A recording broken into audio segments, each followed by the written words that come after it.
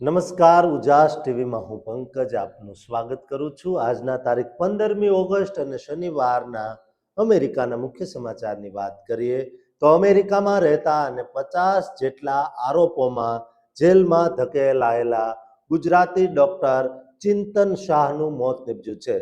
જેલમાં જ રહસ્યમય રીતે મોત નીપજતા હાલ તંત્ર દોડતું થયું છે.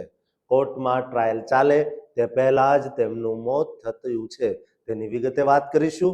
ઉપરાંતના સમાચારમાં જોઈએ તો અમેરિકામાં માતા અને ભાઈની હત્યા કરનાર યુવકના કેસમાં મોટા ખુલાસા થયા છે. આ યુવક દ્વારા તેની સગી માતા અને ભાઈની હત્યા કર્યા બાદ કાર લઈને તે નાસી ગયો હતો. પોલીસના હાથે પકડાયા બાદ તેણે અને તેના પિતાએ જે ચોંકાવનારા ધડાકા કર્યા છે તેની વિગતે વાત કરીશું. ઉપરાંતના સમાચારમાં જોઈએ તો અમેરિકાથી ભારત આવતા પહેલા તમામ લોકોએ મહત્વના 5 ઇમિગ્રન્ટ્સ રૂલ્સ જાણી લેવા જરૂરી છે. જો આ બદલાયેલા નિયમો નહીં જાણો તો મુશ્કેલીમાં મુકાઈ જશો. ભારતના એરપોર્ટ પર જ એવા શું નિયમો છે તેની વિગતે વાત કરીશું. તો ચાલો તમામ સમાચાર જોઈએ વિસ્તારથી.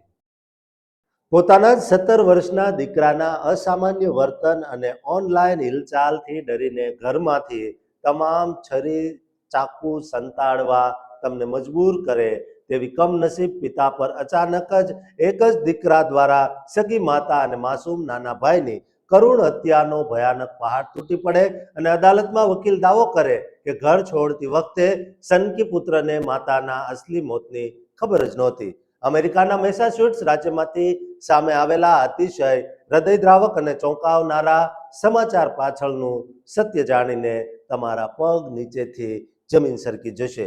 દોસ્તો, અમેરિકામાં વસતા આપણા પરિવારો અને સંતાનોના વર્તન સામે બહુ મોટા અને સામાજિક સવાલો ઊભા થયા છે.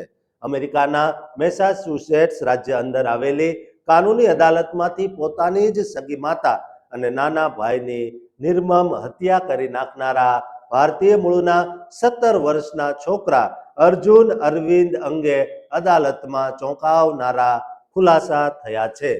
13 ઓગસ્ટ 2026ના ગુરુવારના રોજ આરોપી 17 વર્ષના અર્જુન અરવિંદને કાયદેસર અદાલત સમક્ષ રજૂ કરવામાં આવ્યો, જ્યાં તેનો બચાવ પક્ષના મહિલા વકીલે અદાલતમાં અતિશય ચોંકાવનારો દાવો કર્યો હતો કે અર્જુન પોતાની માતા પર હુમલો કરીને ઘરેથી ગાડી લઈને નીકળી ગયો ત્યારે તેને કશી ખબર નહોતી કે તેની માતાનું મોત નીપજ્યું છે. વકીલે અદાલતમાં કહ્યું કે અર્જુન હાલમાં ઘેરા માનસિક આઘાતમાં પડ્યો છે, જેથી તેની માનસિક સ્થિતિનું સાયકોલોજીકલ એનાલિસિસ થવું અત્યંત જરૂરી છે. જોકે આ સમગ્ર કટોકટી વચ્ચે અર્જુનના પિતાએ હજુ સુધી બચાવ પક્ષના વકીલ સાથે કોઈ જ વાતચીત કરી નથી.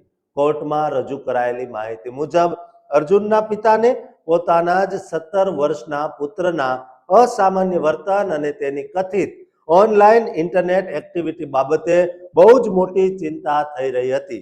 પિતાને અગાઉથી જ એવી આશંકા હતી કે અર્જુન ભવિષ્યમાં આવું કોઈ ભયાનક પગલું ભરી શકે છે, જેથી તેમણે પોતાના પરિવારની રક્ષા કરવા ઘરમાંથી તમામ ધારદાર છરી અને ચાકુ સંતાડવાનું શરૂ કરી દીધું હતું.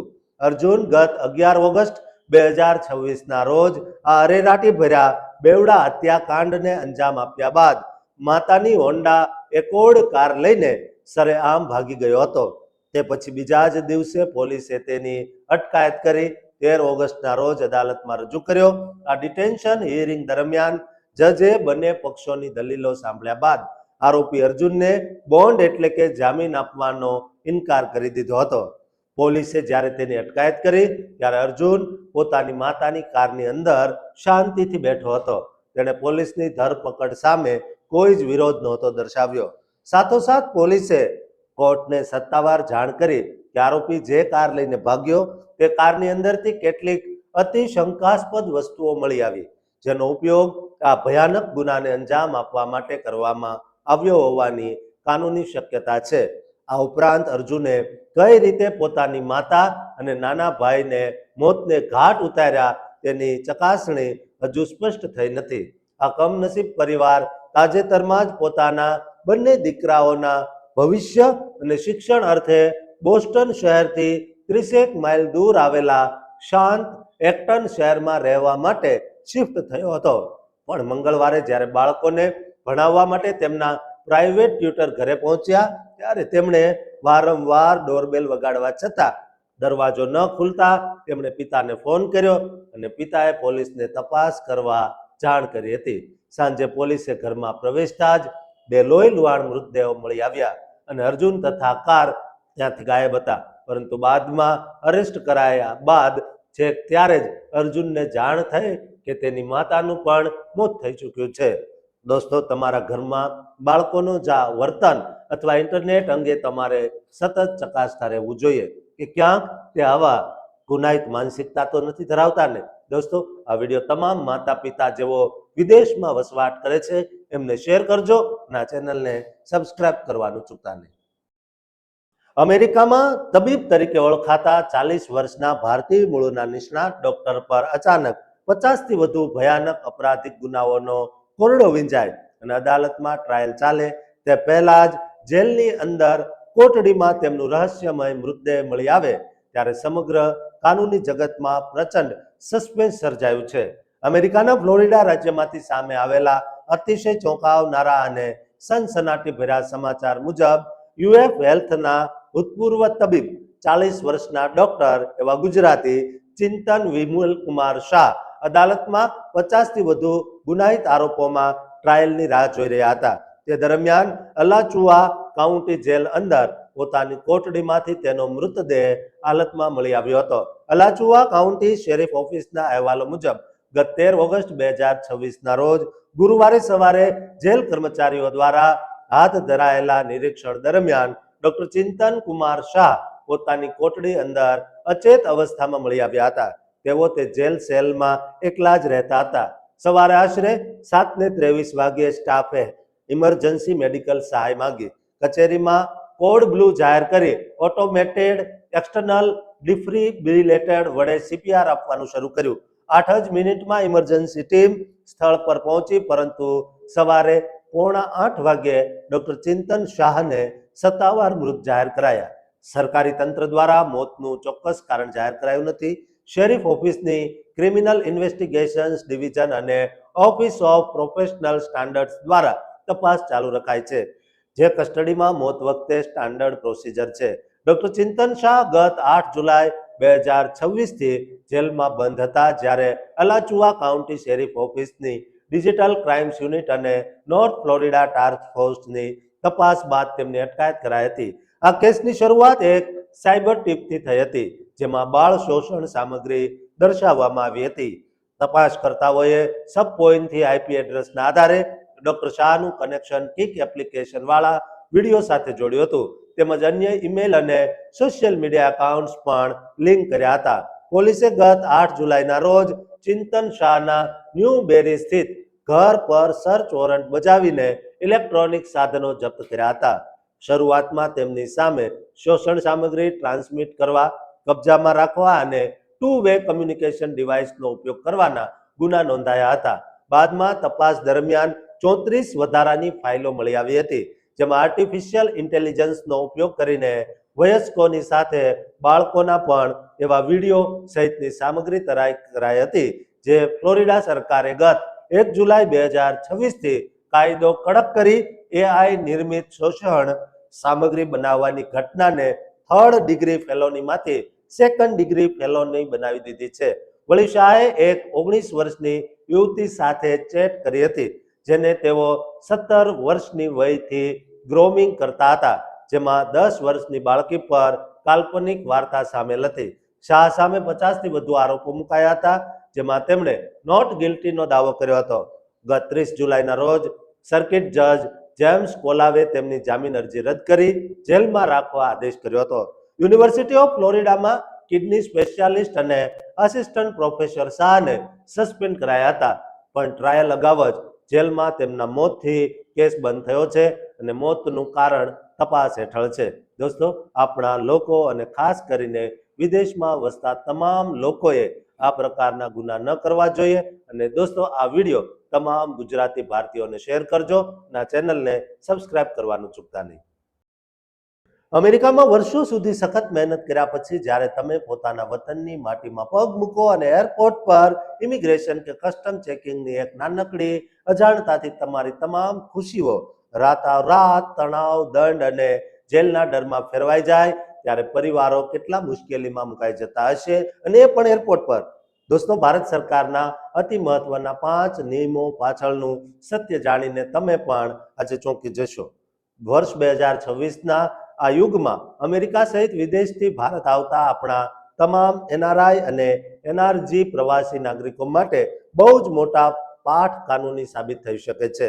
ભારતીય એરપોર્ટ્સ પર તાજેતરમાં કસ્ટમ્સ અને ઇમિગ્રેશન વ્યવસ્થાને અત્યંત આધુનિક, હાઈટેક અને ડિજિટલ બનાવી દેવામાં આવી છે, જે 5 મોટા અને ક્રાંતિકારી કાયદાકીય ફેરફારો અમલમાં મૂકવામાં આવ્યા છે.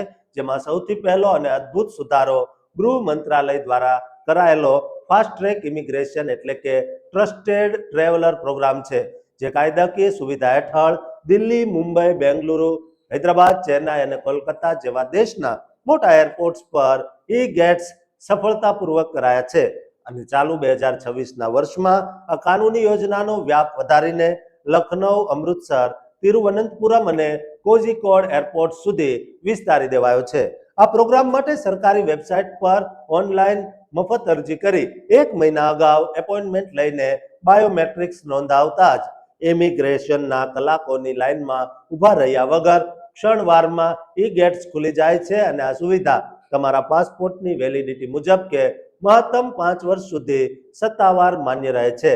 આ પછી બીજો અતિ મહત્વનો નિયમ ઓસીઆઈ એટલે કે overseas citizen of India card ધારકો માટે અમલમાં આવ્યો છે, જેમાં 20 વર્ષની ઉંમર પૂરી થયા બાદ નવો વિદેશી પાસપોર્ટ બનતા ઓસીઆઈ કાર્ડ આખી જિંદગીમાં માત્ર એક જ વાર નવેસરથી રીઇશ્યુ કરાવવાનું રહેશે. સાથોસાથ એપ્રિલ 2026થી હવે ટપાલ કે ડાક દ્વારા કાગળો મોકલવાની પ્રક્રિયા બંધ કરીને ઓનલાઈન પોર્ટલ પર દસ્તાવેજો અપલોડ કરી વીએફએસ ગ્લોબલ કે એમ્બેસી ખાતે રૂબરૂ હાજર રહેવું અનિવાર્ય બનાવાયું છે. વળી ફિઝિકલ ફોર્મના બદલે ડિજિટલ અરાઇવલ કાર્ડ ભરવું જરૂરી છે, અને ફ્લાઇટ ટિકિટ પરનું નામ ઓસીઆઈ કાર્ડને બદલે તમારા અસલી વિદેશી પાસપોર્ટ સાથે આબેહૂબ મેચ થવું અનિવાર્ય છે. જો નામમાં તફાવત હશે તો બોર્ડિંગ રોકી શકાશે. જોકે ભારતીય નાગરિક સાથે પરણેલા વિદેશી માટે ઓસીઆઈ કે અરજી કરતા પહેલા ભારતમાં 6 મહિના રોકાવાની જૂની આખરી શરત સત્તાવાર રીતે નાબૂદ કરી દેવાય છે. જ્યારે ત્રીજો કડક નિયમ કસ્ટમ ડ્યુટી અને સોનાના દાગીનાની લિમિટ સાથે જોડાયેલો છે. જો તમે 1 વર્ષથી વધુ સમય વિદેશમાં રહ્યા તો પુરુષ પ્રવાસીઓ માટે 20 ગ્રામ સોનું એટલે કે મહત્તમ 50,000 રૂપિયા અને મહિલાઓ માટે 40 ગ્રામ સોનું એટલે કે 1 લાખ રૂપિયા સુધીના માત્ર પહેરવાના દાગીના જ કાયદેસર ડ્યુટી ફ્રી ગણાશે. જો તમે સોનાના સિક્કા, બાર કે બિસ્કિટ લાવશો તો તેના પર કાયદા મુજબ પૂરો 15% કસ્ટમ્સ ટેક્સ ચૂકવવો પડશે. જો તમારી પાસે લિમિટથી વધુ સોનું હોય તો અતિથિ મોબાઈલ એપ પર અગાઉથી ડિજિટલ ડિક્લેરેશન કરીને કાયદેસર રેડ ચેનલ પસંદ કરવી અનિવાર્ય છે. નહીતર એઆઈ કેમેરા અને અત્યાધુનિક એક્સરે સ્કેનર્સ પકડી પાડશે, જેનાથી 5 ગણો દંડ, સામાન જપ્તી અને જેલ થઈ શકે છે. સાથોસાથ એક લેપટોપ, એક મોબાઈલ, એક કેમેરા ફ્રી છે, પણ ગિફ્ટ માટે વધુ મોંઘા આઈફોન લાવવા પર 20 થી 30% કસ્ટમ્સ અને જીએસટી લાગશે. આ ઉપરાંત ચોથો કડક નિયમ સખત પ્રતિબંધિત સામાન અંગેનો છે, જ્યાં ડીજીસીએની પૂર્વ મંજૂરી વિના ડ્રોન લાવવા પર કાયદેસર પ્રતિબંધ છે. જ્યારે ઇરિડિયમ કે થુરાપા જેવા સેટેલાઇટ ફોન લાવવા પર ઇન્ડિયન ટેલિગ્રાફ એક્ટ હેઠળ એરપોર્ટ પરથી જ સીધી ધરપકડ થઈ શકે છે. સાથોસાથ સિગારેટ, ફળ કે વિદેશી પ્રાણીઓની વસ્તુઓ લાવવા પર રોક છે. જ્યારે 5મો મોટો નિયમ ફોરેન કરન્સી અને કેશ લિમિટનો છે, જ્યાં $5,000 થી વધુ રોકડ અથવા યાત્રા સચેક મળીને $10,000 થી વધુ વિદેશી નાણાં લાવવા પર કરન્સી ડિક્લેરેશન ફોર્મ ભરવું અનિવાર્ય છે. વળી કોઈ પણ એનઆરઆઈ કે વિદેશી નાગરિક ભારતીય રૂપિયા રોકડા ભારત લાવી શકતા નથી. જો તમારી પાસે ઇન્ડિયન કેશ મળશે તો ફેમા કાયદા હેઠળ તુરત જ જપ્ત કરી મોટો દંડ કરાશે. દોસ્તો, અમેરિકાથી આવતા તમામ ગુજરાતીઓને આ વિડીયો શેર કરજો, કારણ કે હજુ પણ ઘણા લોકો નિયમો ન જાણતા હોવાથી આ 5 ભૂલો સતત કરતા હોય છે. માટે તેઓ આ 5 ભૂલોથી બચીને તેમનો ફાયદો કરી શકે છે. માટે તમામ ગુજરાતી ભારતીયની વિડીયો શેર કરજો અને આ ચેનલને સબસ્ક્રાઇબ કરવાનું ચૂકતા નહીં.